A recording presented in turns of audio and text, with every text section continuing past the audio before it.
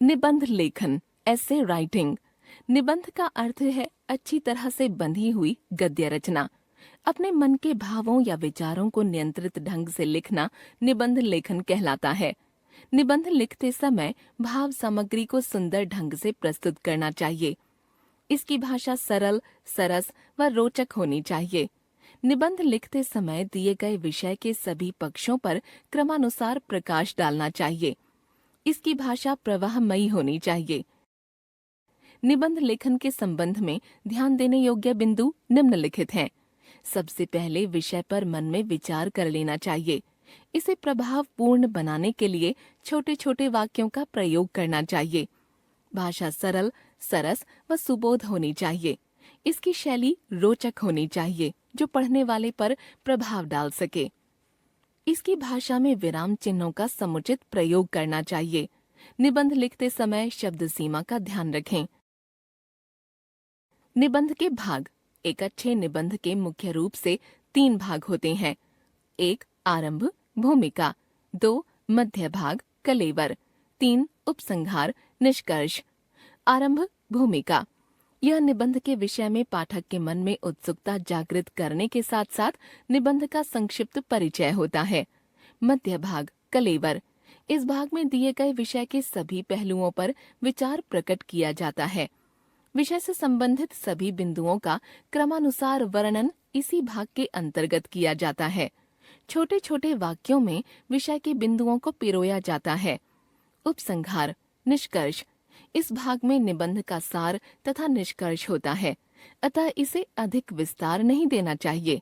आइए विविध विषयों पर दिए गए निबंधों को पढ़ें और लिखने का अभ्यास करें। 1 परिश्रम सफलता की कुंजी। कार्य पूर्ति के लिए प्रयत्नवान होना ही श्रम है।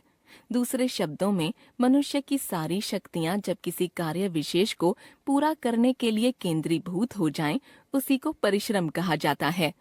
परिश्रम के बिना कोई भी कार्य पूरा नहीं हो सकता। परिश्रम ही सफलता की कुंजी है। एक कहावत है, हथेली पर सरसों नहीं उगती, अर्थात किसी भी कार्य में सफलता प्राप्त करने की एकमात्र कुंजी या साधन है पुरुषार्थ या परिश्रम। परिश्रम ही मनुष्य के सभी स्वप्नों को सत्य करता है। परिश्रमी के लिए कुछ भी असंभव नहीं है। नेपोलियन अपने परिश्रम और साहस के बल पर साधारण सैनिक से फ्रांस का सम्राट बना था। एक साधारण सा सैनिक हिटलर जर्मनी का भाग्य विधाता बन गया। अपने परिश्रम के आधार पर ही मोची का लड़का अब्राहम लिंकन अमेरिका का राष्ट्रपति बना और गडरिये का लड़का नादिर शाह ईरान का बादशाह बना। इन्होंने अपने परिश्रम और साहस के अद्भुत उदाहरण प्रस्तुत किए। इनकी सफलता का रहस्य इनका सतत परिश्रम है। सफलता या उन्नति तभी प्राप्त होती है जब मनुष्य लगातार परिश्रम करता रहे।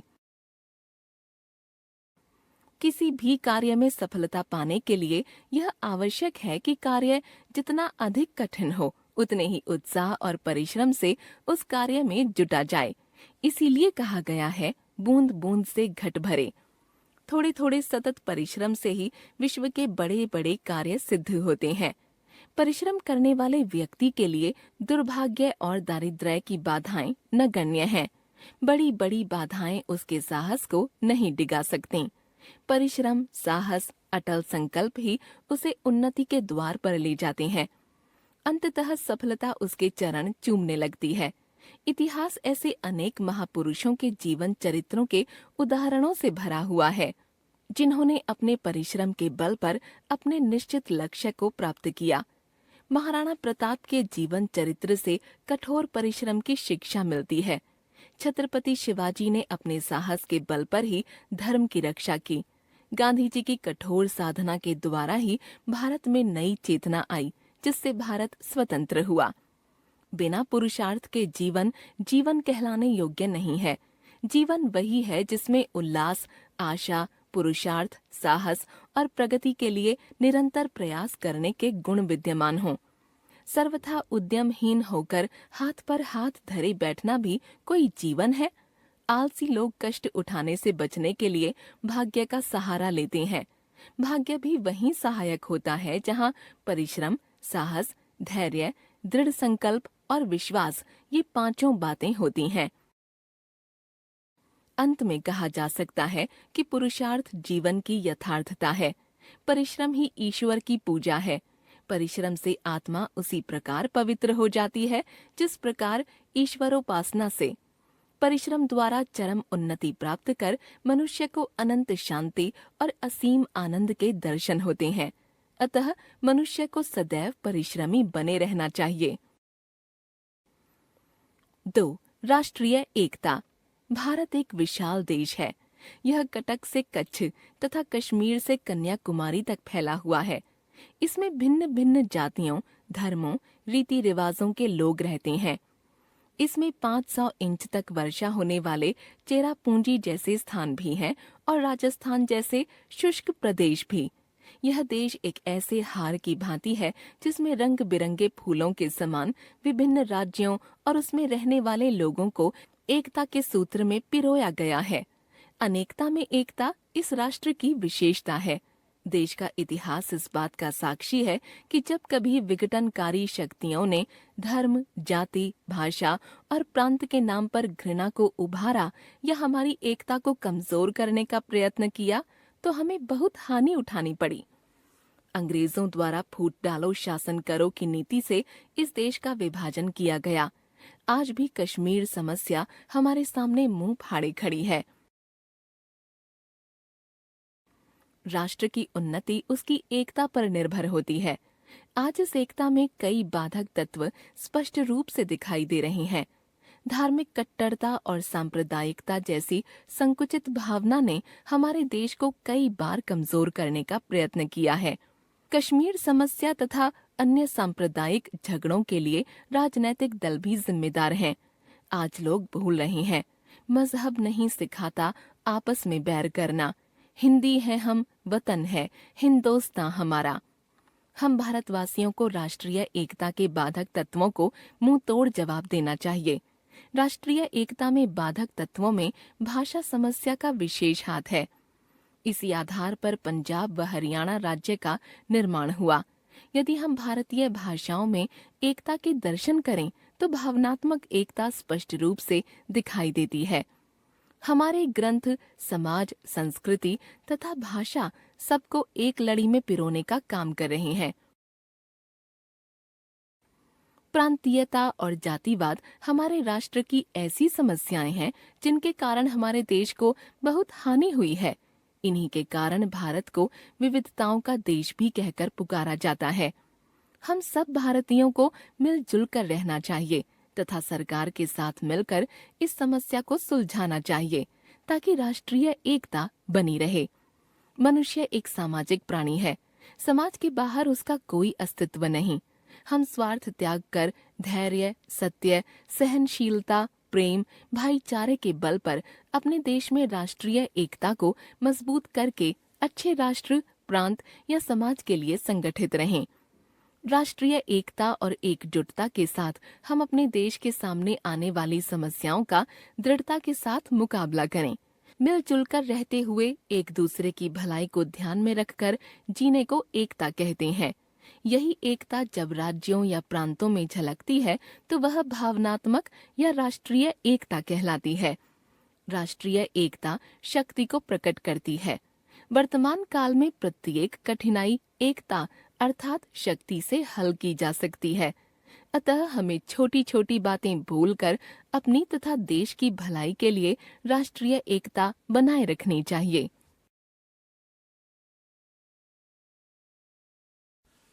सूचना लेखन, नोटिस राइटिंग, तथ्यों के साथ भविष्य में होने वाले किसी सरकारी अथवा अर्ध सरकारी, निजी कार्यक्रम, समारोह आदि के बारे में बताना सूचना कहलाता है। सूचना का मुख्य ध्येय सर्वजन हिताय होता है। सूचना के द्वारा अनभिज्ञ आम जनता को निकट भविष्य की घटनाओं से परिचित कराया जाता है। सूचना का वर्गीकरण सुखद एवं दुखद दो आधार पर किया जा सकता है। सुखद सूचना के तहत खेल, प्रतियोगिता, सामाजिक, सांस्कृतिक उत्सव या समारोह आदि से संबंधित जानकारी आती है।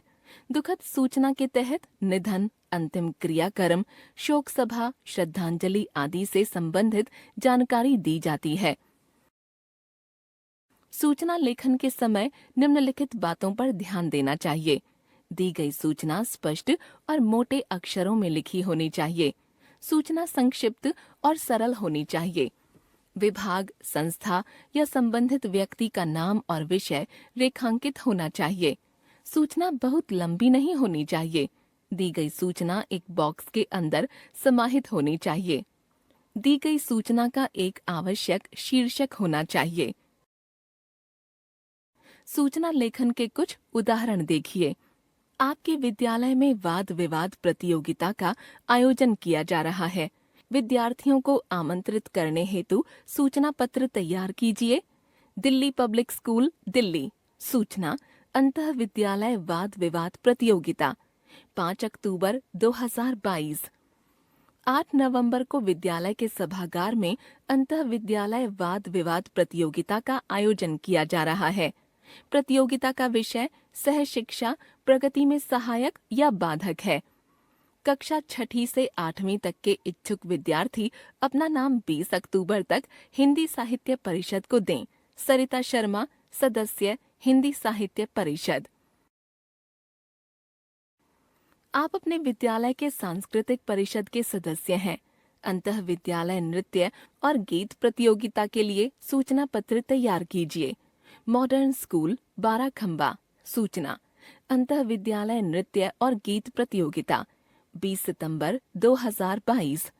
20 अक्टूबर को विद्यालय के वार्षिकोत्सव के उपलक्ष्य में अंतः विद्यालय नृत्य और गीत प्रतियोगिता का आयोजन किया जा रहा है। समय प्रातः 10 बजे। स्थान स्कूल सभागार। कक्षा 5 से 7। प्रतिभागी 10 बच्चे। इच्छुक विद्यार्थी अपना नाम 20 सितंबर तक सांस्कृतिक परिषद को दें। मयंक भार्गव, सदस्य, सांस्कृतिक परिषद। सार लेखन, समरी राइटिंग। सार शब्द का शाब्दिक अर्थ तत्व या निचोड़ होता है। किसी गद्यांश के मूल भाव को यथावत रखते हुए तथा महत्वपूर्ण अंशों को न छोड़ते हुए संक्षेपीकरण करना ही सार लेखन कहलाता है। सामान्यतया सार लेखन कुल शब्दों का 1/3 भाग होता है। सार लेखन के लिए भाषा पर पकड़ होने के साथ साथ मौलिक लेखन में निपुण होना भी आवश्यक है। सार लेखन के समय ध्यान देने योग्य बातें। सर्वप्रथम सार लेखन को ध्यानपूर्वक पढ़कर उसका केंद्रीय भाव समझना चाहिए। एक बार में भाव स्पष्ट नहीं होने की स्थिति में इसे 2 से 3 बार पढ़ना चाहिए। महत्वपूर्ण अंशों को चिन्हित कर लेना चाहिए। गद्यांश में प्रयुक्त मुहावरों, लोकोक्ति एवं उक्ति को सार लेखन में प्रयोग नहीं करना चाहिए। सार लेखन में गद्यांश से अलग कुछ नहीं जोड़ना चाहिए। सार लेखन में शब्दों या बातों की आवृत्ति से बचना चाहिए। सार लेखन के समय कोई महत्वपूर्ण अंश या विचार छूटना नहीं चाहिए। यथासंभव विचारों की क्रमबद्धता मौलिक रचना के अनुरूप ही होना चाहिए। अंत में इसका एक बार दोहराव कर लेना चाहिए ताकि गलती की कोई संभावना नहीं रहे। सार लेखन के उदाहरण देखिए। गद्यांश 1। आधुनिक विज्ञान और तकनीकी से मनुष्य ने बहुत कुछ पाया है। उसी की कृपा से संसार के मनुष्य एक दूसरे के निकट आए हैं। कई पुराने संस्कार जो गलतफहमी पैदा करते थे दूर होते जा रहे हैं। मनुष्य को निरोगी, दीर्घजीवी और सुसंस्कृत बनाने के अनगिनत साधन बढ़े हैं। फिर भी मनुष्य चिंतित है। जो अंधाधुंध प्रकृति के मूल्यवान भंडारों की लूट मचाकर आराम और संपन्नता प्राप्त कर रहे हैं, वे बहुत परेशान नहीं हैं। वे यथास्थिति भी बनाए रखना चाहते हैं और यदि संभव हो तो अपनी व्यक्तिगत, परिवारगत और जातिगत संपन्नता अधिक से अधिक बढ़ा लेने के लिए परिश्रम भी कर रहे हैं। ऐसे सुखी लोग मनुष्य का भविष्य जैसी बातों के कारण परेशान नहीं हैं, पर जो लोग अधिक संवेदनशील हैं और मनुष्य जाति को महानाश की ओर बढ़ते देखकर विचलित हो उठते हैं, वे ही परेशान हैं। उनकी संख्या कम है, उनमें विवेक की मात्रा अधिक है और सामान्य सुखी लोगों की तुलना में उनके भीतर दर्द, व्याकुलता और चिंता है। सार। विज्ञान और तकनीक ने संसार के लोगों को एक दूसरे के निकट ला दिया है। लोगों को निरोग और दीर्घजीवी बनाने के साधन बढ़े हैं, तथापि लोग चिंतित हैं। संपन्न लोग अधिक चिंतित नहीं हैं। वे अपनी संपन्नता बढ़ाने के लिए प्रयासरत हैं, पर संवेदनशील लोग मानव जाति को महाविनाश की ओर जाते देख चिंतित हैं। उनके हृदय में दर्द, व्याकुलता और चिंता है। गद्यांश 2। आधुनिक मानव समाज में एक और विज्ञान को भी चकित कर देने वाली उपलब्धियों से निरंतर सभ्यता का विकास हो रहा है, तो दूसरी ओर मानव मूल्यों का ह्रास होने से समस्या उत्तरोत्तर गूढ़ होती जा रही है। अनेक सामाजिक और आर्थिक समस्याओं का शिकार आज का मनुष्य विवेक और ईमानदारी को त्याग कर भौतिक स्तर से ऊंचा उठने का प्रयत्न कर रहा है। वह सफलता पाने की लालसा में उचित और अनुचित की चिंता नहीं करता। उसे तो बस साध्य को पाने की प्रबल इच्छा रहती है। ऐश्वर्य की प्राप्ति के लिए भयंकर अपराध करने में भी संकोच नहीं करता। वह इनके नित नए नए रूपों की खोज करने में अपनी बुद्धि का अपव्यय कर रहा है। आज हमारे सामने यह प्रमुख समस्या है कि इस अपराध वृद्धि पर किस प्रकार रोक लगाई जाए। सदाचार, कर्तव्य परायणता, त्याग आदि नैतिक मूल्यों को तिलांजलि देकर समाज के सुख की कामना करना स्वप्न मात्र है। सार। आधुनिक मानव समाज में सभ्यता के विकास के साथ साथ मानवीय मूल्यों का भी ह्रास हो रहा है। वह भौतिक स्तर से ऊंचा उठने एवं धन दौलत पाने के लिए पाप कर्म करने में भी पीछे नहीं हटता। इससे अपराध बढ़े हैं। वह नैतिक मूल्य त्याग कर भौतिक सुख पाने की कामना करता है।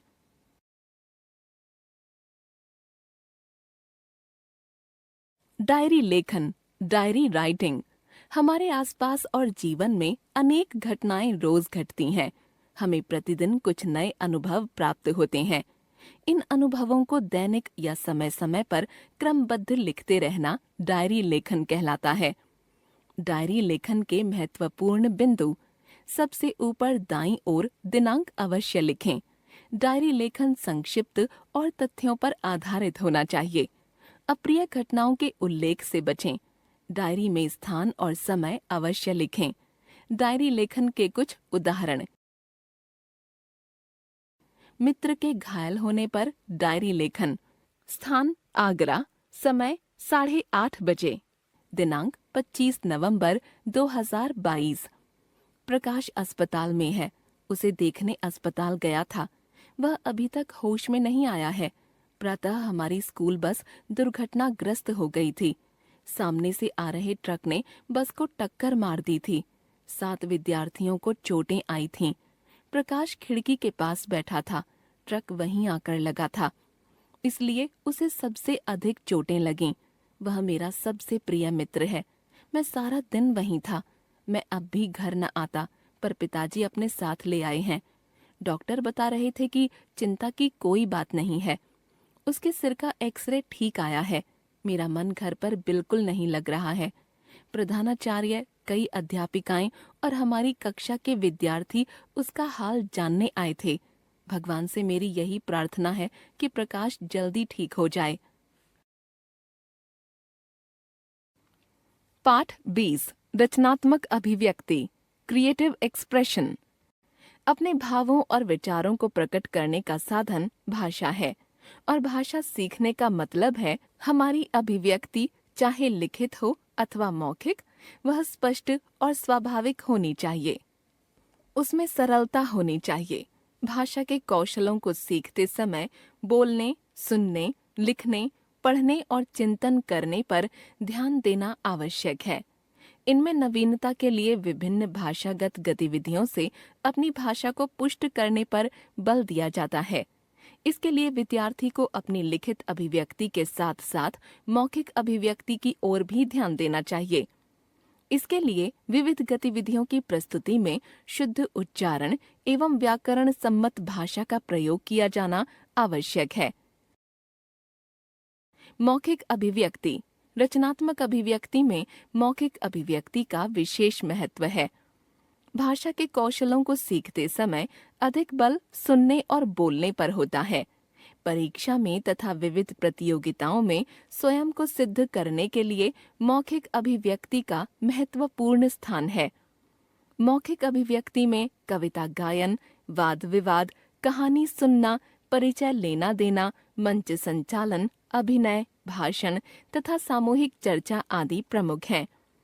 इसके लिए विद्यार्थी को यह भी समझना चाहिए कि उसे किन बिंदुओं पर आंका जाएगा।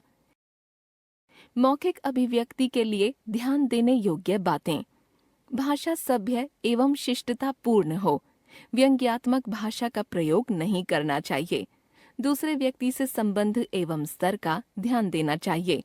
हास परिहास की सीमा सदैव निश्चित करनी चाहिए। उसका उल्लंघन नहीं करना चाहिए। कविता पाठ। कविता पाठ करना भी एक कला है। कविता धीरे धीरे सहज भाव से पढ़नी या गानी चाहिए। भाव के अनुसार अपनी आवाज में उतार चढ़ाव लाएं। कविता पाठ करते समय ध्यान देने योग्य बातें।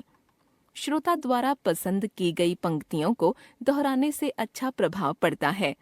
कविता में लय और सुर का ध्यान रखना जरूरी है। आरोह, अवरोह तथा विराम चिन्हों का भी ध्यान रखना चाहिए। कविता सुनाने से पूर्व उसे भली भांति याद कर लेना चाहिए। कविता पाठ के लिए मूल्यांकन योजना निर्देश। वाद विवाद। किसी भी विषय के पक्ष और विपक्ष में अपने विचारों को प्रस्तुत करना वाद विवाद कहलाता है। वाद विवाद की तैयारी हेतु ध्यान रखने योग्य बातें। विषय को भली भांति समझना अत्यंत आवश्यक है।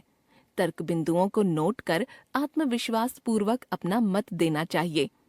आपका मंतव्य संक्षिप्त और सशक्त हो।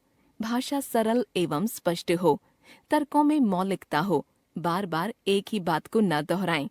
अपना तर्क प्रस्तुत करने में उत्साह एवं जोश हो, पर शिष्टाचार का ध्यान रखना चाहिए। वाद विवाद के लिए मूल्यांकन योजना निर्देश।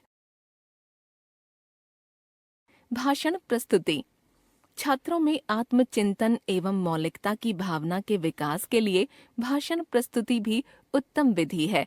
भाषण प्रस्तुति हेतु ध्यान देने योग्य बातें। विचारों की क्रमबद्धता एवं सुसंबद्धता आवश्यक है। उच्चारण, शुद्ध भाषा, उतार चढ़ाव, नाटकीय ढंग से प्रस्तुति भाषण को प्रभावशाली बनाती है। भाषण प्रस्तुति के लिए मूल्यांकन योजना निर्देश। लिखित अभिव्यक्ति, संवाद लेखन, डायलॉग राइटिंग। मनुष्य अपने विचारों का आदान प्रदान संवाद या बातचीत के माध्यम से करता है। साहित्य रचना में संवाद लेखन का महत्वपूर्ण योगदान है।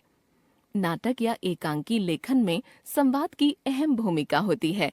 आजकल फिल्मों में पटकथा लेखन एक व्यावसायिक रोजगार के रूप में उभरा है। संवाद लेखन में निपुणता प्राप्त करने के लिए नीचे दी गई बातों का विशेष ध्यान रखना चाहिए। संवाद छोटे व प्रभावपूर्ण होने चाहिए। संवाद स्वाभाविक होने चाहिए तथा उनमें पात्रानुकूल शब्दों का प्रयोग होना चाहिए। संवाद में पर्याप्त रोचकता होनी चाहिए। संवाद परस्पर संबंधित होने चाहिए। संवादों की भाषा सरल होनी चाहिए। संवाद के अंत में समस्या का हल होना चाहिए। संवाद हृदयस्पर्शी व भावुकतापूर्ण होने चाहिए। संवाद पात्रों के चरित्र चित्रण में सहायक होने चाहिए। संवाद कथानक के विकास में सहायक होने चाहिए। संवाद लेखन में देश काल व वातावरण का विशेष ध्यान रखना चाहिए।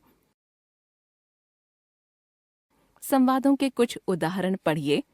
बढ़ती हुई महंगाई को लेकर दो मित्रों में हुई बातचीत। अजीत: अरे मित्र आयुष, इतनी देर गए कहाँ से आ रहे हो? आयुष: अरे भाई क्या बताऊं, खाने पीने का सामान लेने गया था। अजीत: क्या क्या ले आए? आयुष: बहुत ज्यादा तो नहीं ला सका क्योंकि चीजों के दाम आसमान छू रहे हैं। अजीत: न जाने बढ़ती हुई महंगाई कहाँ जाकर रुकेगी। लगता है भविष्य में तो कुछ वस्तुओं का त्याग ही करना पड़ेगा। आयुष: ठीक कहते हो मित्र, महंगाई तो बढ़ती ही जा रही है, पर सरकार कुछ करती ही नहीं। अजीत: इसमें सरकार बहुत अधिक नहीं कर सकती। महंगाई बढ़ाने में तो उन लोगों का हाथ है जो अपने मुनाफे के लिए वस्तुओं को बाजार से गायब करके उनके दाम बढ़ा देते हैं। आयुष, तो ऐसे लोगों को भी तो सरकार ही पकड़ सकती है, हम नहीं। अजीत, हाँ यह तो है, लेकिन सरकार किस किस को पकड़ेगी, कहाँ कहाँ छापे मारेगी। आयुष, मुझे तो लगता है कि बड़े बड़े अधिकारी भी व्यापारियों से मिले हुए हैं, तभी तो आज तक कोई जमाखोर पकड़ा नहीं गया, और जो पकड़े भी गए उन्हें कोई सजा नहीं मिली। कहानी को संवाद के रूप में बदलना। कहानी को भी संवाद के रूप में बदला जा सकता है। कहानी को संवाद के रूप में रूपांतरित करने का एक उदाहरण नीचे दिया जा रहा है, इसे पढ़कर समझिए। कहानी। किसी जंगल में एक शेर रहता था। एक दिन वह एक पेड़ के नीचे सो रहा था। तभी एक चूहा उसकी पीठ पर चढ़कर फुदकने लगा। इससे शेर की आंखें खुल गईं। उसे चूहे पर बड़ा क्रोध आया। उसने गुस्से से दहाड़ते हुए चूहे को अपने पंजे में दबोच लिया। इससे चूहा बुरी तरह डर गया और कांपते हुए बोला, महाराज, मुझे क्षमा करें, मुझसे भूल हो गई, दया करके मुझे छोड़ दीजिए, मैं कभी आपके काम आऊंगा। शेर ने दया करके उसे छोड़ दिया। एक दिन शेर किसी शिकारी के जाल में फंसकर जोर जोर से दहाड़ रहा था। उसकी दहाड़ सुनकर चूहा बिल से बाहर आया। उसने शेर के जाल को काट दिया। जाल के कटते ही शेर मुक्त हो गया। अब शेर और चूहे में मित्रता हो गई। कहानी का संवाद में रूपांतरण। जंगल का दृश्य। एक पेड़ के नीचे एक शेर सोया हुआ है और उसकी पीठ पर एक चूहा फुदक रहा है। इतने में शेर की आंखें खुलती हैं और वह क्रोधपूर्ण आंखों से चूहे को देखता है। चूहा कांपते हुए, हे वनराज, मैंने बड़ी भूल की है, कृपया मुझे मत मारिए, मैं कभी आपके काम जरूर आऊंगा। शेर, चल जा, तुझे छोड़ दिया। कुछ दिन बाद शेर शिकारी के जाल में फंस जाता है। वह जोर जोर से दहाड़ता है, जिसे सुन चूहा बिल से बाहर आता है। चूहा, हे वनराज, आप निश्चिंत रहें, मैं जाल को काट देता हूँ। चूहा जाल काट देता है। शेर जाल से मुक्त हो जाता है। शेर, मित्र, धन्यवाद, तुम्हारे कारण मेरे प्राण बच गए, आज से तुम मेरे मित्र हो। अनुच्छेद लेखन, पैराग्राफ राइटिंग। अनुच्छेद लेखन में किसी विषय से संबंधित महत्वपूर्ण बातों को एक ही अनुच्छेद में लिखा जाता है। अनुच्छेद लेखन के लिए महत्वपूर्ण बिंदु। विषय से संबंधित सभी महत्वपूर्ण बिंदु नोट कर लें। संक्षेप में सभी बिंदुओं को स्पष्ट करें और किसी एक बिंदु को ही प्रमुखता से विस्तार दें। छोटे और प्रभावशाली वाक्य लिखें। भाषा सरल और सुगम होनी चाहिए। सभी वाक्य आपस में जुड़े हों और धारा प्रवाह बना रहे। शब्द सीमा का ध्यान रखें। उदाहरण स्वरूप कुछ अनुच्छेद यहाँ दिए जा रहे हैं। जब मैं घर पर अकेला था। रविवार का दिन था। बहुत गर्मी थी। मेरे माता पिता को अचानक किसी रिश्तेदार के घर जाना पड़ा। उन्होंने मुझे भी अपने साथ चलने के लिए कहा, परंतु मैं नहीं जाना चाहता था। उन्होंने कहा कि यदि तुम घर पर रहना चाहते हो तो बहुत सावधानी से रहना। किसी अनजान व्यक्ति के लिए दरवाजा मत खोलना। हम थोड़ी ही देर में वापस आ जाएंगे। उनके जाने के बाद मैंने दरवाजा बंद कर लिया और अगले दिन विद्यालय जाने की तैयारी करने लगा। उसके लिए बस्ता तैयार किया और अपनी वर्दी भी निकाल कर रख ली। थोड़ी देर कंप्यूटर पर खेल खेला, फिर बैठकर माता पिता की प्रतीक्षा करने लगा। अचानक किसी ने दरवाजे पर दस्तक दी। मैं थोड़ा घबरा गया क्योंकि माता पिता के आने का समय अभी नहीं हुआ था। मैंने जोर से चिल्लाकर पूछा, कौन है? बाहर से कोई आवाज नहीं आई। मैं और घबरा गया। तभी मैंने दरवाजे के छेद से झांककर देखा तो मेरा प्रिय मित्र रंजन खड़ा था और शरारत करने की सोच से जवाब नहीं दे रहा था। मैंने जल्दी से दरवाजा खोल दिया। वह भीतर आ गया। हम दोनों मिलकर खेलने लगे। 5 मिनट बाद फिर घंटी बजी। इस बार मेरे माता पिता आए थे। उन्होंने घर पर अकेला रहने के अनुभव के बारे में मुझसे पूछा तो मैंने कहा, बहुत आनंद आया। विज्ञान का युग। आज का युग विज्ञान का युग है। आवश्यकताएं बढ़ती जा रही हैं। मानव कम समय में कम परिश्रम से अधिक आवश्यकताओं की पूर्ति करना चाहता है। इसके लिए वह नए नए आविष्कार करता है। ये आविष्कार विज्ञान की देन है। विज्ञान का शाब्दिक अर्थ है वि जमा ज्ञान, अर्थात किसी वस्तु का विशिष्ट ज्ञान। विज्ञान को मनुष्य के मस्तिष्क का अद्भुत चमत्कार कहा जा सकता है। आज मनुष्य प्रकृति और समाज के प्रत्येक अंग में विज्ञान समाया हुआ है। विज्ञान के चमत्कार अनंत हैं। जल, थल और नभ तीनों में विज्ञान का अधिकार है। विज्ञान ने समाज को नई गति, नई दिशा तथा नया आलोक प्रदान किया है। आज विज्ञान ने हमें रेल, मोटर, वायुयान आदि यातायात के अनेक साधन दिए हैं, जिनके द्वारा दुनिया के किसी भी कोने में कुछ ही घंटों में पहुंचा जा सकता है। आज तो मानव दूसरे ग्रहों पर भी पहुंच गया है। Telephone, fax, teleprinter, mobile phone के द्वारा एक स्थान के समाचार दुनिया में कहीं भी भेजे जा सकते हैं। दूरदर्शन, रेडियो, वीडियो, चित्रपट आदि साधन हमारा भरपूर मनोरंजन करते हैं। विज्ञान के इन्हीं चमत्कारों ने आज हमारा जीवन सरल बना दिया है।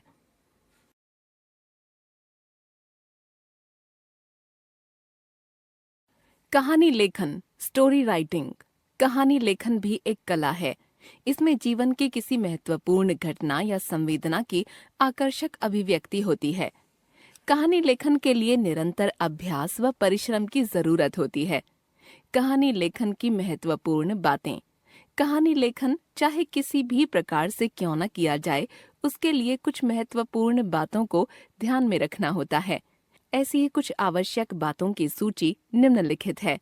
दिए गए शीर्षक, संकेत, चित्र आदि को ध्यान से समझ लेना चाहिए।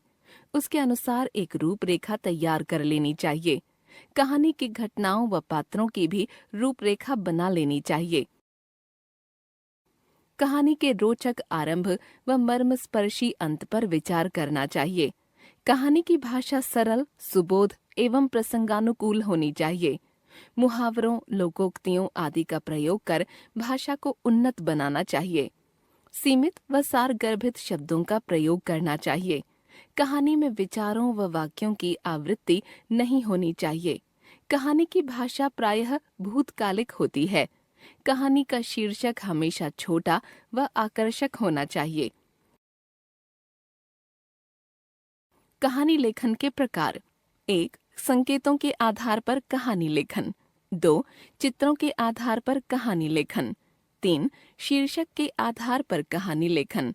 4. अपूर्ण कहानी पूरी करना। संकेतों के आधार पर कहानी लेखन। संकेत: पुरुषार्थी व्यक्ति द्वारा आलस्य को शत्रु समझना। गांव-गांव तक जाकर लोगों को सही मार्ग दिखाना। पहले गांव के सभी लोगों का सुखी होना। पास के ही दूसरे गांव का पानी के अभाव में दुखी होना। पुरुषार्थी व्यक्ति द्वारा पहाड़ी के पीछे पानी होने की बात बताना। मंत्र पढ़कर पहाड़ खोदने की बात कहना। कुछ ही दिन में पहाड़ में सुरंग बना देना। सुरंग के रास्ते से जल आना। पुरुषार्थी व्यक्ति का यह कहना कि पुरुषार्थ ही सफलता की कुंजी है। कहानी: एक व्यक्ति बहुत ही पुरुषार्थी था। वह आलस्य को अपना शत्रु समझता था। गांव-गांव में घूमकर लोगों को सही मार्ग दिखाना ही उसका कार्य था। एक बार वह किसी गांव में गया। वहां निरीक्षण किया तो पाया कि वहां सब लोग सुखी व आनंदित हैं। वह उसी गांव से सटे पहाड़ के पीछे से दूसरे गांव में गया। वहां निरीक्षण किया तो पाया कि वहां के लोगों के चेहरे पर दुखी होने का भाव और निराशा झलक रही है। उसने लोगों से पूछा, क्या बात है, तुम लोग इतने दुखी क्यों हो? लोगों ने कहा, हम लोग पानी के अभाव से व्यथित हैं। खेत में फसल सूख रही है और पशु मर रहे हैं। उस व्यक्ति ने कहा, इस पहाड़ी के पीछे बहुत पानी है। मैं मंत्र पढ़ रहा हूँ। आप लोग अपने अपने यंत्रों से पहाड़ को खोदना शुरू कर दें। पानी अवश्य मिलेगा। सब काम में जुट गए। बड़े उत्साह से पानी की आशा में पहाड़ खोदते रहे। उधर मंत्रोच्चारण का कार्य चल ही रहा था। धीरे धीरे पहाड़ में सुरंग बन गई और वह पानी के किनारे तक पहुंच गई। कुछ समय बाद निर्मल जल का स्रोत बहने लगा। सबको मनचाहा पानी मिला। सभी खुशी से नाचने लगे। सबने उस पुरुषार्थी व्यक्ति को सम्मानित किया और कहा, आप नहीं आते तो हम पानी के बिना तरसते ही रह जाते। उस व्यक्ति ने कहा, जो व्यक्ति पुरुषार्थी होता है वह प्रत्येक क्षेत्र में सफल होता है। शिक्षा, पुरुषार्थ ही सफलता की कुंजी है। चित्रों के आधार पर कहानी लेखन। कपटी मित्र। कहानी। किसी गांव में दो मित्र रहते थे, राकेश और मोहन। दोनों में गहरी मित्रता थी। दोनों जैसे तैसे अपना गुजारा करते थे। एक दिन राकेश बोला, दोस्त, क्यों ना हम किसी नगर में चलकर कुछ काम धंधा करें और धन कमाकर घर लाएं। मोहन को अपने मित्र की बात पसंद आ गई और अगले ही दिन वे शहर की ओर चल दिए। रास्ते में एक घना जंगल पड़ता था। वे चलते चलते थक गए थे। उन्हें भूख भी लगी थी, अतः वे एक पेड़ के नीचे बैठकर भोजन करने लगे। जब वे भोजन कर चुके तो उन्हें भालू की आवाज सुनाई दी। राकेश तुरंत पेड़ पर चढ़ गया, परंतु बेचारे मोहन को पेड़ पर चढ़ना नहीं आता था। उसने अपने मित्र की ओर देखा, पर राकेश ने उसे पेड़ पर चढ़ने में सहारा नहीं दिया। मोहन ने सोचा, अब उसकी मृत्यु निश्चित है।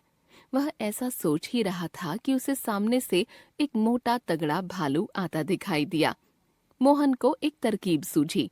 वह तुरंत जमीन पर लेट गया और उसने सांस रोक ली, जैसे कि वह जीवित ही न हो। उसने सुन रखा था कि भालू मरे हुए जीव को नहीं खाता। भालू आया, उसने मोहन को सूंघा और धीरे धीरे दूसरी ओर चला गया। कुछ समय बाद राकेश पेड़ पर से उतरा। तब तक मोहन भी उठ खड़ा हुआ था।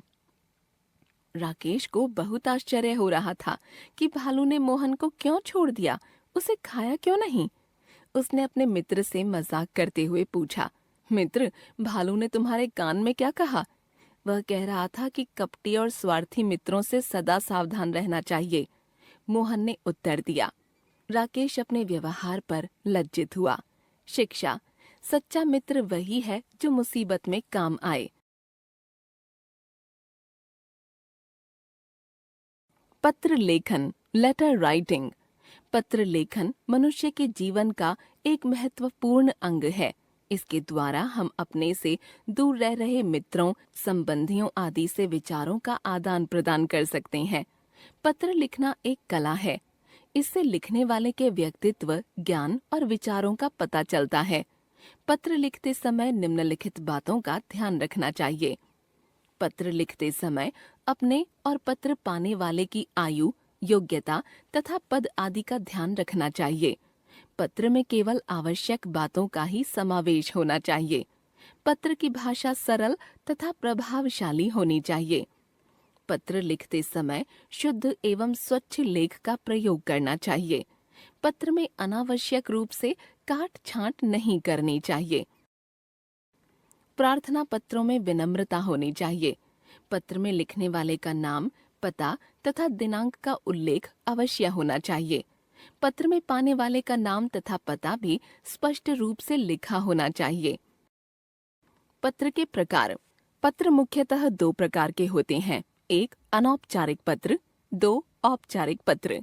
अनौपचारिक पत्र, इसके अंतर्गत मुख्य रूप से अपने मित्रों, संबंधियों, परिचितों को लिखे गए पत्र आते हैं। ये पत्र उन व्यक्तियों को लिखे जाते हैं जिनसे हमारे अनौपचारिक या आत्मीय संबंध होते हैं, अतः इन्हें अनौपचारिक पत्र कहते हैं। औपचारिक पत्र, जिन व्यक्तियों के साथ हमारे आत्मीय संबंध नहीं होते, उन्हें लिखे जाने वाले पत्र औपचारिक पत्र होते हैं। औपचारिक पत्रों को हम निम्नलिखित वर्गों में बांट सकते हैं। प्रार्थना पत्र, इसके अंतर्गत नौकरी, अवकाश, शुल्क मुक्ति, शिकायत, सुधार एवं अन्य प्रकार के पत्र आते हैं। व्यावसायिक पत्र, व्यावसायिक पत्रों के अंतर्गत दुकानदारों, व्यापारियों, प्रकाशकों तथा अन्य कंपनियों को लिखे गए पत्र आते हैं। कार्यालयी पत्र, किसी एक विभाग से दूसरे विभाग को किसी सरकारी अधिकारी के द्वारा किसी व्यक्ति को लिखे गए पत्र कार्यालयी या सरकारी पत्र कहलाते हैं। पत्र के अंग, पत्रों के 8 अंग होते हैं। स्थान और तिथि, संबोधन, अभिवादन, विषय, विषय वस्तु, समाप्ति, हस्ताक्षर से पूर्व की शब्दावली, हस्ताक्षर, पता। स्थान और तिथि। ये पत्र के ऊपरी सिरे पर बाईं ओर लिखे जाते हैं। औपचारिक पत्रों में तिथि नीचे लिखी जाती है। संबोधन पत्र के आरंभ में बाईं ओर लिखा जाता है। अनौपचारिक पत्रों में अपने से बड़ों के लिए पूज्य, पूजनीय, मान्यवर, श्रद्धेय, बराबर वालों के लिए प्रिय, बंधुवर, प्रियवर तथा छोटों के लिए चिरंजीव, आयुष्मान आदि संबोधन लिखे जाते हैं। औपचारिक पत्रों में पत्र पाने वाले का नाम, पदनाम लिखने के बाद आदरणीय या आदरणीया या माननीय या माननीया आदि संबोधन लिखे जाते हैं। अभिवादन संबोधन के नीचे यथा योग्य अभिवादन शब्द भी लिखा जाता है। अनौपचारिक पत्रों में बड़ों के लिए सादर चरण स्पर्श, प्रणाम, सादर प्रणाम, नमस्कार आदि और छोटों के लिए शुभाशीष, शुभाशीर्वाद, खुश रहो आदि लिखा जाता है। नोट औपचारिक पत्रों में अभिवादन नहीं लिखा जाता।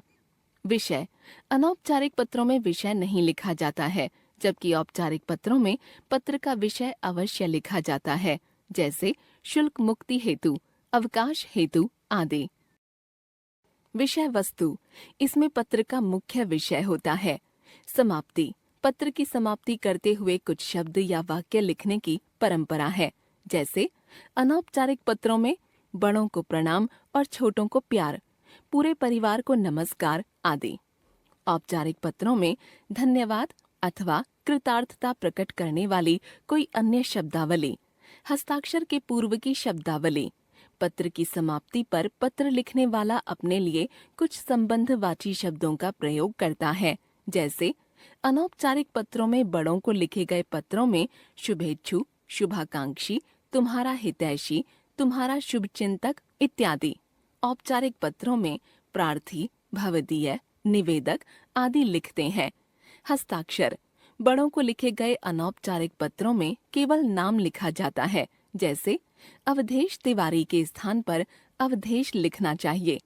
औपचारिक पत्रों में पूरा नाम लिखना चाहिए, जैसे अवधेश तिवारी। पता पत्र के अंत में पता लिखना न भूलें। अनौपचारिक पत्रों के उदाहरण अपने छोटे भाई को पत्र लिखिए जिसमें कुसंगति से बचने की सलाह दी गई हो। 213 रोशनी नगर, नई दिल्ली 110057। दिनांक 24 दिसंबर 2022। प्रिय मोहित, शुभाशीष, आज ही माँ का पत्र प्राप्त हुआ जिसे पढ़कर अत्यंत दुख हुआ कि तुम ऐसे लड़कों के साथ रहते हो जिनका व्यवहार और आदतें अच्छी नहीं हैं। तुमने तो सुना ही होगा कि संगति का असर व्यक्ति पर पड़ता है। इसी कारण से मासिक परीक्षा में तुम अनुत्तीर्ण हुए हो। तुम जानते हो कि माता पिताजी तुम्हारे ऊपर कितना रुपया खर्च कर रहे हैं। हमें तुमसे बहुत उम्मीदें हैं। अब भी समय है, बुरे बच्चों का साथ छोड़ दो और मन लगाकर पढ़ाई करो। इससे तुम्हारा भविष्य उज्जवल होगा। आशा है तुम मेरी सलाह मानोगे और मन लगाकर पढ़ाई करोगे। तुम्हारा अग्रज प्रणव। औपचारिक पत्रों के उदाहरण प्रार्थना पत्र अपने प्रधानाचार्य को स्थानांतरण प्रमाण पत्र देने के लिए प्रार्थना पत्र लिखिए। परीक्षा भवन, नई दिल्ली, दिनांक 25 अगस्त 2022। सेवा में श्रीमान प्रधानाचार्य महोदय, CAM पब्लिक स्कूल, नई दिल्ली। विषय स्थानांतरण प्रमाण पत्र के लिए प्रार्थना पत्र। महोदय, सविनय निवेदन है कि मैं आपके विद्यालय की 7वीं ब कक्षा का छात्र हूँ। मेरे पिताजी सरकारी कर्मचारी हैं तथा उनका स्थानांतरण मेरठ हो गया है। विवश होकर मुझे आपका विद्यालय छोड़ना पड़ रहा है। आपसे प्रार्थना है कि मुझे विद्यालय का स्थानांतरण प्रमाण पत्र देने की कृपा करें। मैंने विद्यालय के सांस्कृतिक कार्यक्रमों जैसे संगीत, नाटक, कविता तथा अन्य प्रतियोगिताओं में भी भाग लेकर अनेक पुरस्कार भी प्राप्त किए हैं। कृपया प्रमाण पत्र में इनका उल्लेख भी करने की कृपा करें।